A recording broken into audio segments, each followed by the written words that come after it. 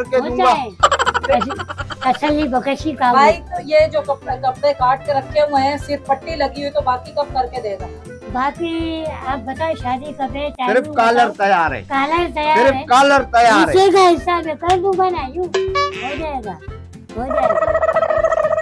बाकी ये कैसा नमूना है, तुम्हें ही शौक था यहाँ लेमन टी में देने का कपड़े। मशहूर है दुकान, मशहूर है हमारी, वो अलग बात है, कपड़े नहीं मिलते, मशहूर है। भाई कपड़े कब देगा तू ये बता यार।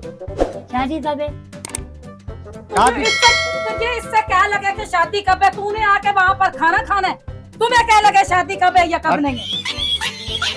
ओ भाई, ओ भाई, क्या वाला भजन? भाई हमारे कपड़े दोगे तो ये वापस करूंगा, नहीं तो ये सब जोड़े मैं लेके जा रहा 1 घंटे में आ जाओ, मिल जाएंगे, जाओ। क्या? 1 घंटे में पागल हम लोग निकलेंगे। ये दे जाओ, आधे घंटे में आ जाओ, नीचे का हिस्सा तैयार करके दे रहा हूँ।